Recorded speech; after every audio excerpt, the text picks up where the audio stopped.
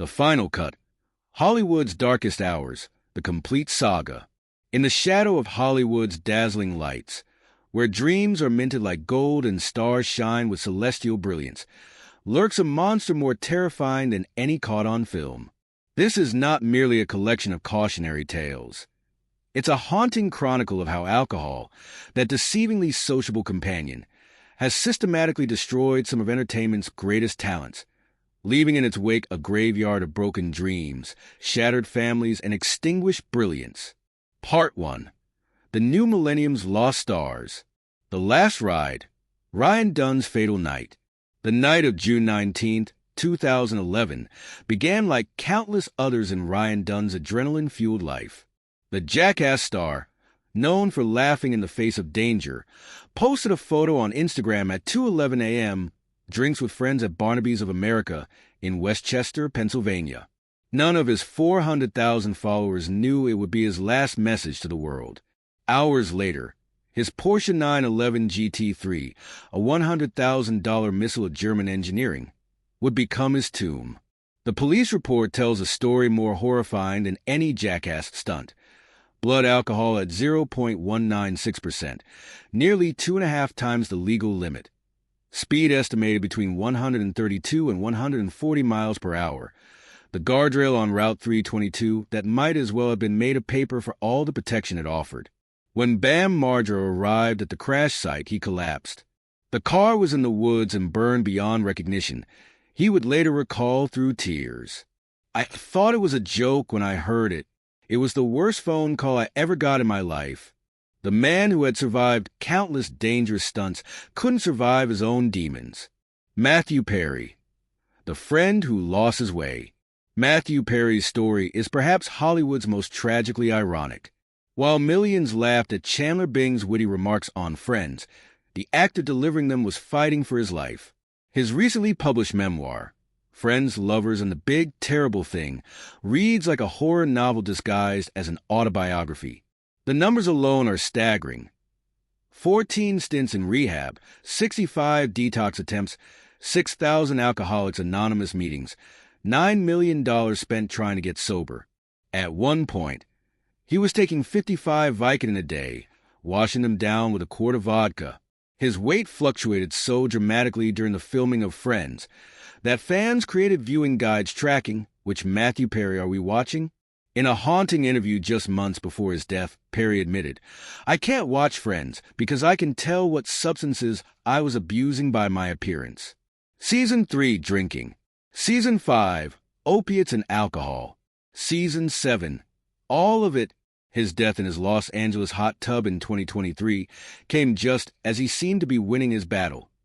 A cruel reminder that addiction never truly releases its grip.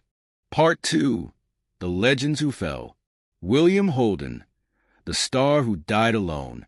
William Holden's death in 1981 reads like a film noir script gone horribly wrong. The star of Sunset Boulevard and Network, once Hollywood's golden boy, spent his final hours in an alcohol-induced haze in his Santa Monica apartment. The details haunt the industry to this day. A slip in his living room, a gash to his forehead, and the cruelest twist: he remained conscious for 30 minutes after the fall. Those 30 minutes represent Hollywood's greatest what if the alcohol hadn't dulled his senses, if he'd been able to reach the phone, if someone had checked on him sooner. But fate and addiction had other plans. For 4 days, as Hollywood carried on with its usual bustle, one of its greatest stars lay dead, discovered only when a friend finally came to check on him. Heath Ledger, Dancing with Darkness. Heath Ledger's descent into the abyss paralleled his rise to artistic greatness. As he delved deeper into the psyche of the Joker for The Dark Knight, the line between actor and character began to blur. His personal diary from that period, found after his death, contains disturbing glimpses into his deteriorating mental state, bye-bye written in large letters across the final page. Plagued by insomnia that allowed him only 2 hours of sleep a night, he turned to a lethal cocktail of alcohol and prescription medications. His New York apartment became both sanctuary and prison, the empty bottles and scattered pills his only companions. The Oscar he would win posthumously for his portrayal of the Joker came at the ultimate price, his life. Part 3. The Golden Age's Tarnished Stars. John Barrymore. The Great Profile's final scene. John Barrymore's story represents Hollywood's first great tragedy of addiction. Known as The Great Profile, his classical good looks and unparalleled talent made him America's first real movie star. But alcohol transformed him from Shakespeare's greatest interpreter to a caricature of his former self. In his final years, he could only remember his lines if they were written on cue cards, and even then he often struggled.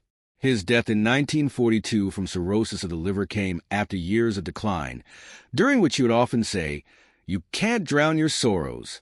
They've learned to swim." Richard Harris, The Lion in Winter. Richard Harris, who found late career fame as the first Dumbledore in the Harry Potter films, lived a life that seemed to defy death itself. His drinking exploits were legendary, once leaving his home to buy milk and ending up on a 3-week drinking spree in Ireland. When he finally returned, he joked to his wife, "Why didn't you pay the ransom?" But beneath the roguish charm lay a deeper tragedy. Harris once admitted, "I often sit here and think how I made it, why I survived. I should have been dead 10 times over."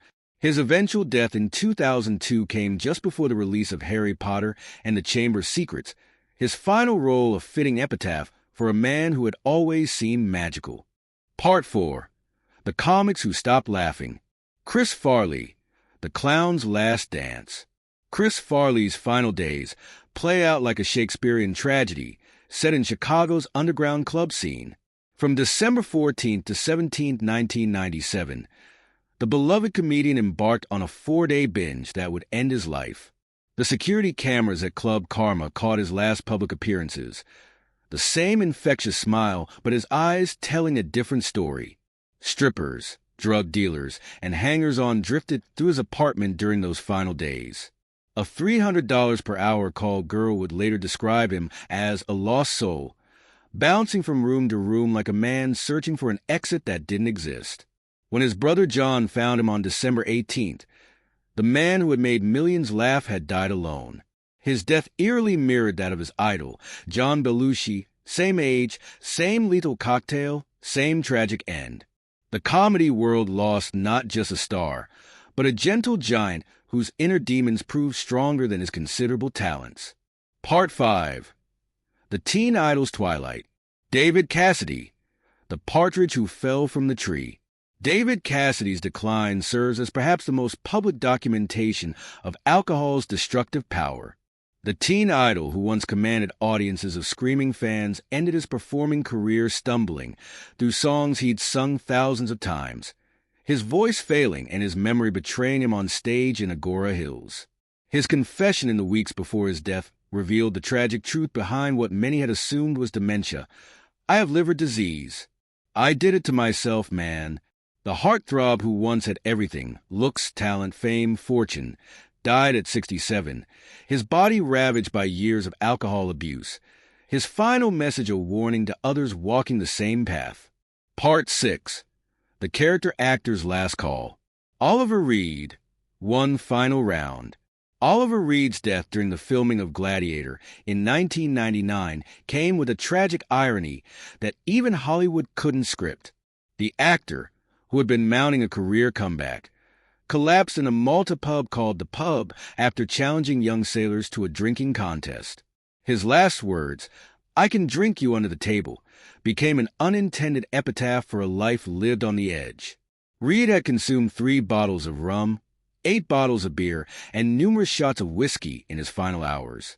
The producers of Gladiator had to use CGI to complete his scenes, spending millions to digitally resurrect him, a fitting metaphor for an industry that often tries to mask its demons with special effects. Vern Troyer, the small star with big demons. Standing at 2 feet 8 inches, Vern Troyer became a global star as Mini-Me in the Austin Powers films, but his battle with alcohol stood tall. His death in 2018 was officially ruled a suicide by alcohol intoxication, following years of public struggles with addiction. His final Instagram post read, "I'm sorry. I tried. I Really Tried. Part 7. The Silent Killer's Growing Toll. The list continues to grow.